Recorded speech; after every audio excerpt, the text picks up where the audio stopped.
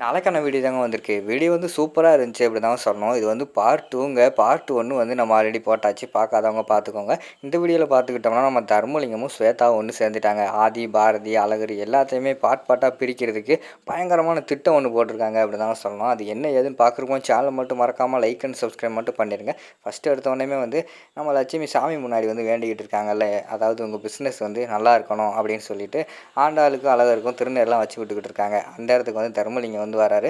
என்ன காலையிலே வந்து சாமியெல்லாம் கும்பிட்டுக்கிட்டு இருக்கீங்களே அப்படிங்கிற மாதிரி கேட்டவொடனே, ஆமாங்க நம்ம மாப்பிள்ளை வந்து இது அதாவது இடத்துக்கு வந்து அட்வான்ஸ் கொடுக்க போகிறாரு, அதனால தான் அப்படிங்கிற மாதிரி சொன்னோடனே, பரவாயில்ல இனிமேல் வந்து தொழிலதிபர் அழகராக போகிறாரு, நான் வேணால் அந்த வாபஸ் வாங்கிக்கிறட்டா எலெக்ஷனில் அப்படிங்கிற மாதிரி கேட்காரு. எதுக்குங்க அப்படிங்கிற மாதிரி சொன்னோடனே, இல்லை என்ன தான் தொழிலதிபரை எடுத்து நிற்கக்கூடாதுல அப்படின்னு சொல்லிட்டு கிண்டல் பண்ணிக்கிட்டு இருக்காரு.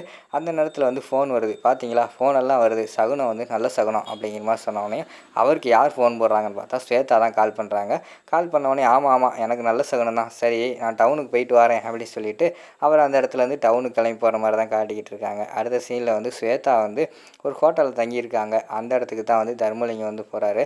வாங்க சார் நீங்கள் தான் வர சொன்னீங்களா அப்படிங்கிற மாதிரி கேட்டவொடனே, ஆமாம்மா நான் தான் வர சொன்னேன், அந்த ஆதிப்பையை வந்து எங்கள் வீட்டுக்கு எதுக்கு வீட்டில் உட்காந்துக்கிட்டு ரொம்ப குடைச்சல் கொடுத்துக்கிட்டு இருக்கான், அதனால தான் அவனுக்கு ஒரு முடிவு கட்டணும்னு சொல்லிட்டு வர சொல்லியிருக்கேன் அப்படிங்கிற மாதிரி வந்து அந்த இடத்துல தர்மலிங்கம் வந்து பேசுகிறாங்க.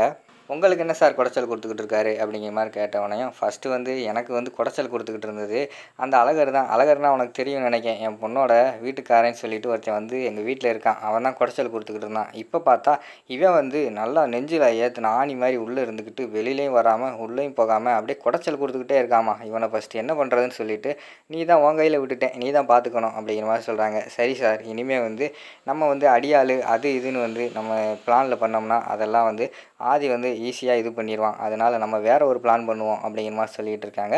என்ன பிளான்மா அப்படிங்கிற மாதிரி கேட்டவொடனே, இங்கே வாங்க சார் அப்படின்னு சொல்லிட்டு 2 பேர் காதுக்குள்ளே பேசுகிறாங்க.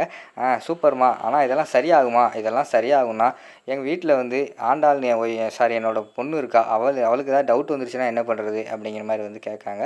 அது எனக்கு தெரியாது சார், அவங்களுக்கு டவுட் வருது டவுட் வராது உங்களோட பிரச்சனை, நீங்கள் தான் பார்த்துக்கணும் அப்படிங்கிற மாதிரி சொல்கிறாங்க. சரிம்மா நான் பார்த்துக்கிறேன், அவங்க பிரச்சனையை வந்து நான் என்ன ஏதுன்னு பார்த்துக்கிறேன், ஆனால் வந்து இனிமேல் வந்து எடுத்து வைக்கிற ஒவ்வொரு ஸ்டெப்பும் கவனமாக இருக்கணும் அப்படின்னு சொல்லிட்டு தர்மலிங்கம் வந்து சொல்கிறாங்க. ஆமாம் சார் நானும் ஒரு முடிவோடு தான் வந்திருக்கேன், இனிமேல் வந்து நம்ம வந்து வாயால் தான் ஜெயிக்கணும், வாயால் பேசி பேசி தான் அவங்கள பிரிக்கணும் அப்படிங்கிற மாதிரி சொல்கிறாங்க. சரிம்மா நானும் இனிமேல் வந்து அடிதடியெல்லாம் விட்டுட்டு வாயாலே பேசி எல்லாத்தையும் சாதிக்கிறேன் அப்படிங்கிற மாதிரி சொல்லிவிட்டு அந்த இடத்துல இருந்து தர்மலிங்கம் வந்து போகிறாங்க. சார் உங்கள்கிட்ட ஒன்று கேட்கணும் அப்படிங்கிற மாதிரி சொன்னோடனே, சொல்லுமா அப்படிங்கிற மாதிரி கேட்காங்க. அது சரி சார், நான் எப்படி இப்போ ஆதி பாரதி இருக்கிற இடத்த கண்டுபிடிக்கிறது, எப்படி அவங்க வீட்டுக்கு போகிறது அப்படிங்கிற மாதிரி சொன்னோடனே, நீ கோட்டைப்பட்டியில் பிரசிடெண்ட் வீடு எங்கேன்னு கேளு, சின்ன குழந்தைய கூட சொல்லும், நீ வெறுன்னு போய் அங்கே போய் இறங்கினீன்னா ஆப்போசிட் வீடு தான் அவங்க இருக்காங்க, டைரெக்டாக போமா அப்படிங்கிற மாதிரி சொல்கிறாங்க. சரி நானும் ஊருக்குள்ளே வரக்கூடாது, நான் வந்தால் டவுட் வந்துடும், நான் இங்கேயே இருக்கேன் நீ மட்டும் போ அப்படின்னு சொல்லிட்டு அந்த இடத்துல வந்து ஸ்வேதா மட்டும் தர்மலிங்கம் வந்து அனுப்பி வைக்காங்க. அங்கே வீட்டில் பார்த்தா நம்ம ஆதி பாரதி தமிழ் எல்லாம் வெளியில் கிளம்பிக்கிட்டு இருக்காங்க. அப்போ வந்து பாரதி வந்து தமிழ்கிட்ட சொல்கிறாங்க, தமிழ் ரொம்ப நாள் கழித்து நம்ம வந்து வெளியில் போகிறோம், அவர்கிட்ட போய் எனக்கு அது வேணும் இது வேணும் அப்படி இப்படின்னு சொல்லிட்டு எதுவும் கேட்டுக்கிட்டு இருக்கக்கூடாது சரியா அப்படிங்கிற மாதிரி சொல்கிறாங்க. அம்மா நான் எதுவும் கேட்க மாட்டேன், அப்பாவாக வாங்கி கொடுத்தா நான் வாங்கிக்கிடுவேன் சரியா அப்படிங்கிற மாதிரி சொல்கிறாங்க. எதுவும் கேட்கக்கூடாதுன்னு சொன்னால் பாரு உன்னைய அப்படின்னு சொல்லிட்டு அந்த இடத்துல திட்டிக்கிட்டு இருக்காங்க. டக்குன்னு பார்த்தா வீட்டுக்குள்ளே ஒரு ஆள் என்ட்ரி ஆகுறாங்க. யாருன்னு பார்த்தா ஸ்வேதா தான் என்ட்ரி ஆகுறாங்க. பார்த்தோன்னே அவங்களுக்கு ஷாக் ஆகிடுது. என்ன பாரதி பார்த்தோன்னே ஷாக் ஆகிட்டியா, அதாவது நீ இருக்கிற இடம் எப்படி கண்டுபிடிச்சேன்னு பார்த்துக்கிட்டு இருக்கியோ, சரி அதை விடு, எதுக்கு இங்கே வந்து நடிச்சுக்கிட்டு இருக்க, உன் புருஷன் வந்து ஆதி இல்லைன்னு அவர் நீ நடிக்கிறதும், நீ வந்து அவரோட ஒய்ஃப் இல்லைன்னு சொல்லிட்டு அவர் நடிக்கிறதும், 2 பேரும் எப்படி இப்படியெல்லாம் நடிச்சுக்கிட்டு இருக்கீங்க அப்படின்னு சொல்லிட்டு அந்த இடத்துல திட்டிக்கிட்டு இருக்காங்க.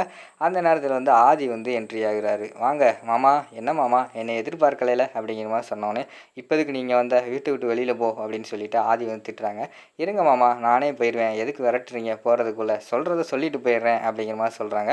நீ ஒன்றும் சொல்ல வேணாம், நீ கிளம்பு அப்படிங்கிற மாதிரி சொன்னோன்னே, அது எப்படி மாமா என்னால் போக முடியும், அங்கேருந்து இவ்வளோ தூரம் கஷ்டப்பட்டு வந்திருக்கேன், உங்ககிட்ட எதுவுமே சொல்லாமல் என்னால் எப்படி போக முடியும், நான் சொல்கிறத கொஞ்சம் கேளுங்க அப்படிங்கிற மாதிரி சொல்கிறாங்க. இப்போ என்னத்தை சொல்ல போகிற அப்படிங்கிற மாதிரி கேட்டவொடனே, ஏன் மாமா இப்படி நடிக்கிறீங்க, அதாவது பாரதியோட ஹஸ்பண்டையே கொன்னுட்டு இங்கே வந்துக்கிட்டு பாரதி கூட குடும்பம் நடத்திக்கிட்டு இருக்கீங்களே, என்ன பாரதி எனக்கு என்னமோ ஓ மேலே தான் டவுட்டாக இருக்குது, கல்யாணத்துக்கு முன்னாடியே வந்து நீங்கள் 2 பேரும் பழகியிருப்பீங்கன்னு நினைக்கிறேன். நீங்கள் 2 பேரும் லவ் பண்ணிவிட்டு இதயம் வேணும் அப்படின்னு சொல்கிறதுக்காக தன்னோட ஹஸ்பண்டே நீ போட்டு தலை சொல்லிட்ட போல அப்படிங்கிற மாதிரி சொன்னோன்னே கோவம் வந்துடுது நம்ம ஆதிக்கு. ஆதி வந்து விரட்ட போகிறாங்க. அடிங்க மாமா அடிங்க, ஆல்ரெடி வந்து அவங்க மேலே கேஸ் இருக்குது. அதாவது ஒரு பொண்ணோட ஹஸ்பண்டோட இதயத்தை திருநதில்லை, இப்போ என்னையும் அடித்து கொலை கேஸில் உள்ளே போங்க அப்படின்னு சொல்லிட்டு அந்த இடத்துல ரொம்ப ஓவராக பேசிக்கிட்டு இருக்காங்க.